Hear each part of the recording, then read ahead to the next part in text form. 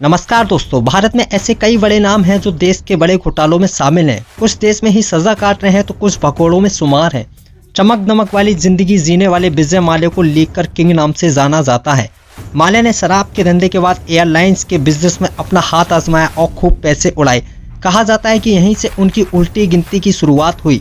देश में corporate sector के बड़े घोटालों के नाम आते ही लोगों के दिमाग में सत्यम, किंगफिशर, सहारा और नीरव मोदी जैसे स्कैम याद आ जाते हैं। ये सभी बड़े व्यापारी करोड़ों रुपए का गबन करके देश छोड़कर भाग गए और आज हम इन्हीं में से एक मशहूर शराब के कारोबारी विजय माल्या के बारे में बात करने वाले हैं।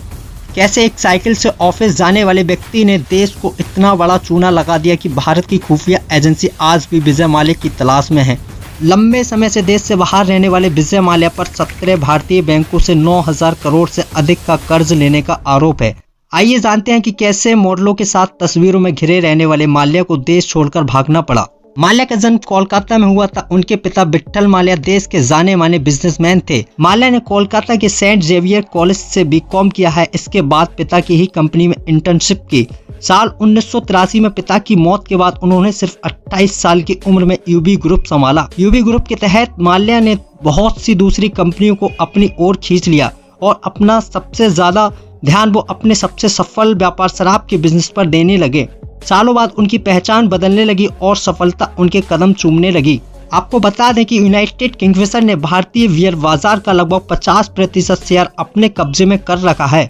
भारत ही नहीं बल्कि पूरे 52 देशों में किंगफिशर ब्रांड की बियर मौजूद है। साल 2005 में विजय माल्या ने किंगफिशर एयरलाइंस की स्थापना की थी। यह माल्या की सबसे बड़ी कंपनियों में से एक थी।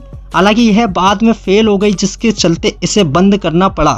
साल 2013 में नौबत यह आ गई कि किंगफिशर अपने कर्मचारियों के करीब 1.25 साल की सैलरी तक नहीं दे पाई और बाद में किंगफिशर एयरलाइन के लाइसेंस को कैंसिल कर दिया गया। माल्या की किंगफिशर एयरलाइंस देश की दूसरी सबसे बड़ी कंपनी थी, लेकिन साल 2013 में इस कंपनी को 2142 करोड़ का भारी नुकसान हुआ। यही नहीं, इस कंपनी के नाम पर माल्या ने 15 से 16 हजार करोड़ रुपए का लोन बैंक समेत अन्य संस्थाओं से ले रखा था, जिसके चलते बाद में इस कंपनी का लाइसेंस रद्द कर दिया गया और माल्या गर्दिश में जाते गए। वो गिरफ्तारी से बचने के लिए विदेश जाकर छुपे हुए हैं। हालांकि भारत सरकार की कई एजेंसियां उन्हें पकड़ने के लिए उनके पीछे लगी हुई हैं। उन पर कई सारी संस्थाओं की देनदारी बाकी है। भारत सरकार माल्या को पहले से ही देश से भगोड़ा घोषित कर चुकी है। इसके साथ ही विजय माल्या को देश से वापस लाने के लिए उन पर लंदन के कोर्ट में केस भी चल रहा है। यह केस माल्या के खिलाफ सीबीआई और ईडी द्वारा लड़ा जा रहा है। उसके बाद विजय माल्या के ऊपर बैक टू बैक आरोप लगे, जैसे साल 2015 में IDBI बैंक द्वारा धोखाधड़ी और आपराधिक षड्यंत्र का आरोप। साल 2016 में सरकार द्वारा पासपोर्ट रद्द करने की सिफारिश।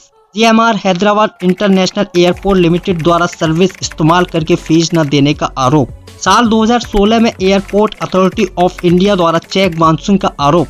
इनकम टैक्स डिपार्टमेंट द्वारा किंगफिशर एयरलाइंस अपने कर्मचारियों से TDS काटने के बाद भी जमा न करने का आरोप। इन्हीं सब के चलते 2 मार्च साल 2016 में माल्या देश छोड़कर भाग गया और ईडी के सामने पेश होने से इनकार करने के चलते कोर्ट ने उन्हें भगोड़ा घोषित कर दिया।